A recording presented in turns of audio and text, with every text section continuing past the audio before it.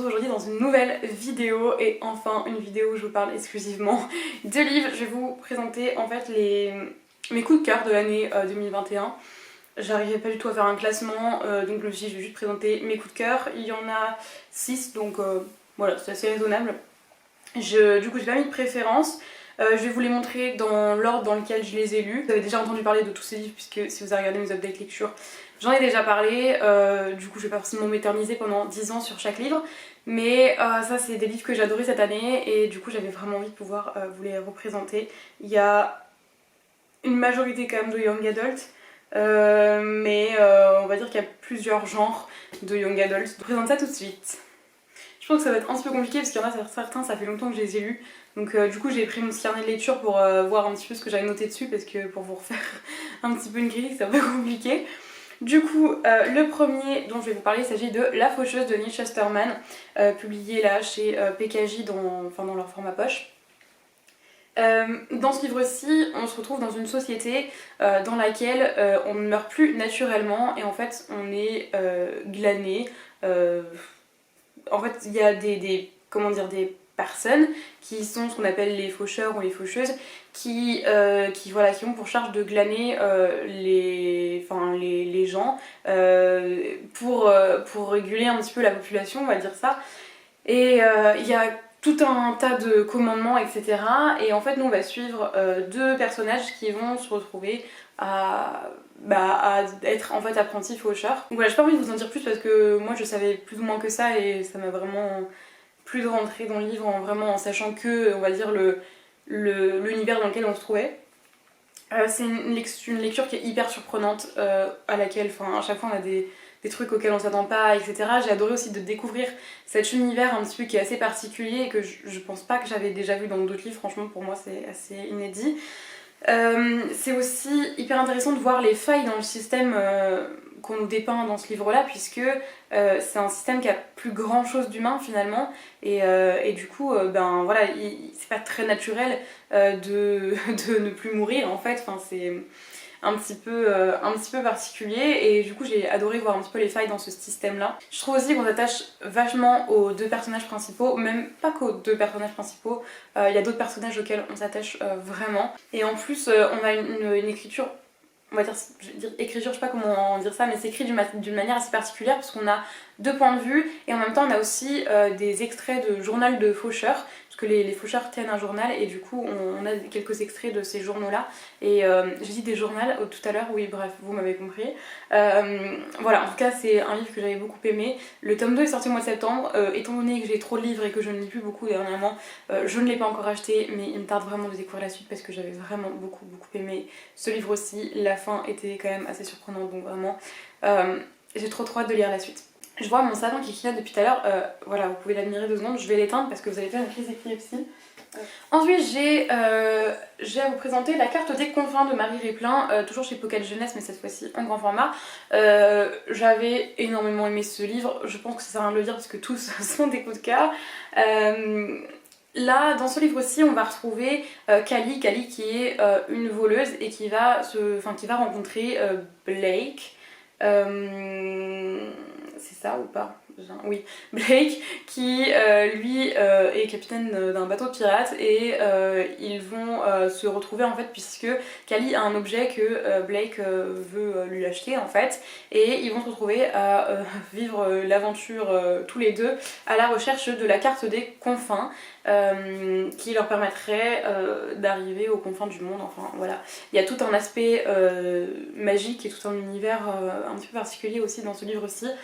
J'ai adoré moi l'univers de la piraterie, en fait c'est grâce à ce livre que j'ai découvert ensuite Pirates des Caraïbes et j'ai adoré et j'ai vraiment envie de découvrir d'autres livres dans cet univers parce que vraiment ouais, j'adore l'univers des pirates et tout.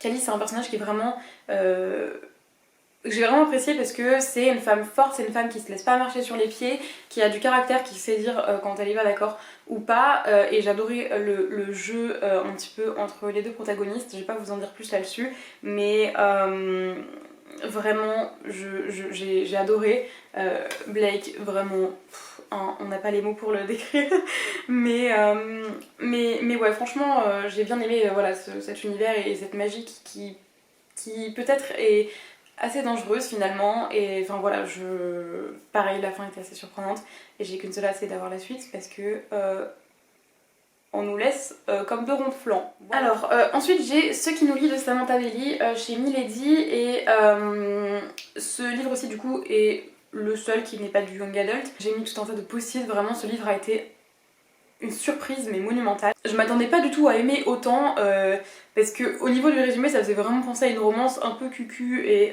sans forcément beaucoup de profondeur.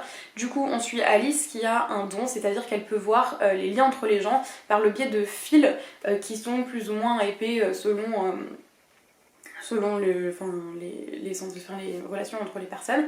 Elle va rencontrer un homme mais qui je crois n'a aucun fil qui émane de lui. De là va se poser tout un tas de questions finalement sur les relations qui sont parfois pas toujours très saines, et c'est hyper surprenant parce qu'on s'attend à une romance vraiment cucu etc, et ça n'a absolument rien à voir avec ça, vraiment pas. Et la fin, elle est vraiment surprenante, vraiment je m'attendais pas du tout à ça, loin de là. J'ai bouffé ce livre en moins de 24 heures et vraiment ça a été une surprise énorme. En plus il y a une triple temporalité qui est vraiment bien menée etc. Enfin vraiment ça a été une surprise juste dingue et qui m'a beaucoup parlé au moment où je l'ai lu. Peut-être que je le lirai aujourd'hui, il ne me parlerait pas de la même façon, et pareil si je l'avais lu plus tôt je pense que je l'aurais pas apprécié de la même façon, mais à ce moment là il m'a beaucoup parlé et vraiment j'ai beaucoup aimé parce que vraiment je me suis reconnue dans certaines choses, on va dire, dans certaines réflexions etc. Et franchement ce livre est vraiment génial et ça change des romances qu'on a l'habitude de lire. Et c'est aussi un petit peu sur l'amour de soi, enfin c'est vraiment, il est vraiment bien fait, vraiment sur les relations entre les gens.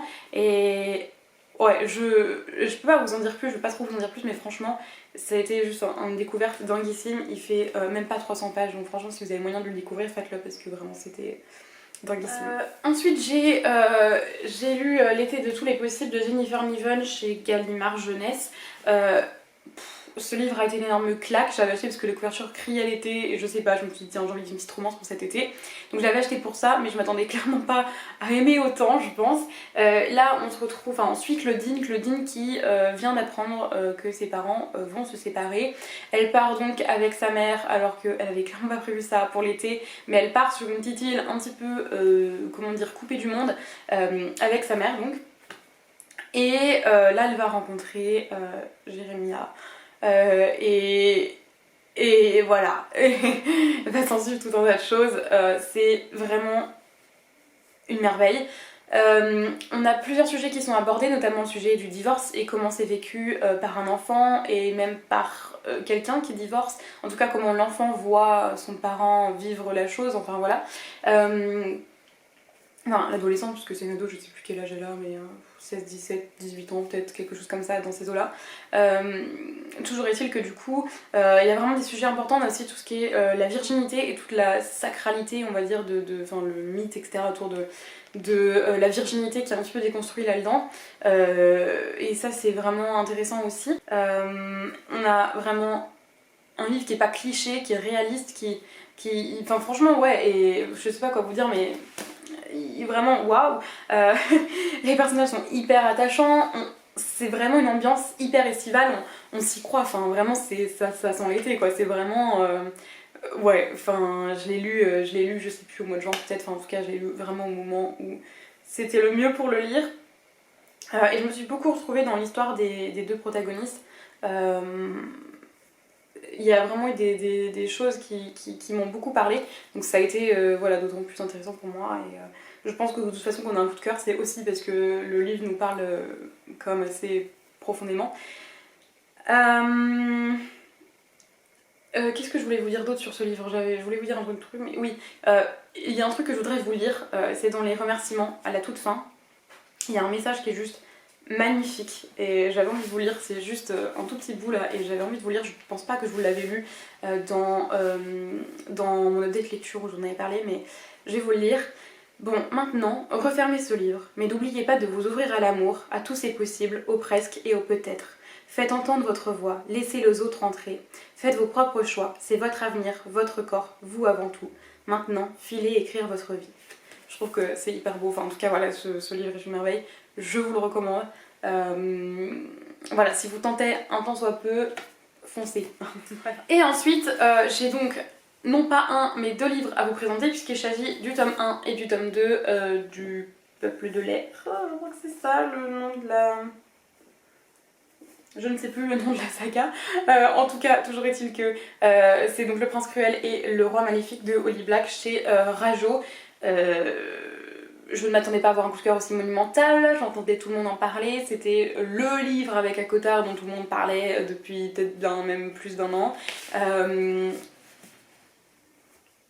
Bon, que vous dire, là le tome 3 sort bientôt, j'ai hâte, il sort en début d'année normalement je crois. Toujours est-il que dans cette saga on va retrouver Jude qui vivait avec ses 2 sœurs, ses parents dans le monde humain et un jour un homme va venir tuer ses parents et cet homme là n'est autre que l'ex-mari de la mère de Jude et le père de la grande sœur de Jude. Voilà, je sais pas si vous m'avez suivi. Toujours est-il que cet homme est en fait un faé et qu'il va emmener Jude et ses sœurs dans le monde des faés, donc à Terra Fae, et donc elles vont grandir dans un monde qui est plutôt même assez voire très cruel, mais qui est tout à fait magique, et, voilà, tout aussi sublime que cruel. Et en fait Jude va se retrouver, donc là on est bien plus tard évidemment, va se retrouver à faire un petit peu la guéguerre avec le prince Cardan, ou Cardan plutôt, qui est autre que des héritiers de la couronne. Enfin un des fils du roi, et qui est pas très sympathique disons, et du coup ça va être un petit peu la guerre entre les deux. Je vais pas vous en dire plus, mais en tout cas moi j'ai adoré cet univers, franchement il m'a fait rêver même si il est assez horrible. C'est tellement beau en même temps, il y a une dualité assez énorme.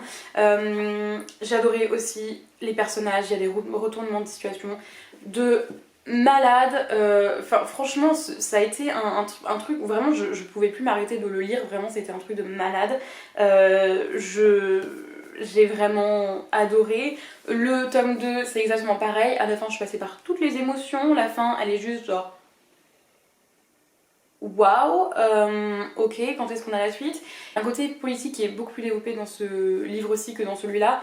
On découvre un peu plus l'univers aussi, j'ai vraiment adoré cette saga. Je vous la recommande. Si tout le monde en parle, c'est pas pour rien, c'est qu'il y a une raison, c'est que vraiment c'est trop bien. Voilà, il n'y a pas à dire vraiment, c'est beaucoup trop bien, c'est juste... Voilà, j'ai rien d'autre à vous en dire, mais... Bref, c'était trop bien. On va arrêter la vidéo ici, et j'espère que ça vous a plu. J'aime bien regarder ce genre de vidéos, ça permet de vraiment voir à chaque fois les livres qu'une personne a vraiment adoré et qu'elle recommande vraiment, du coup j'avais bien envie de vous la faire.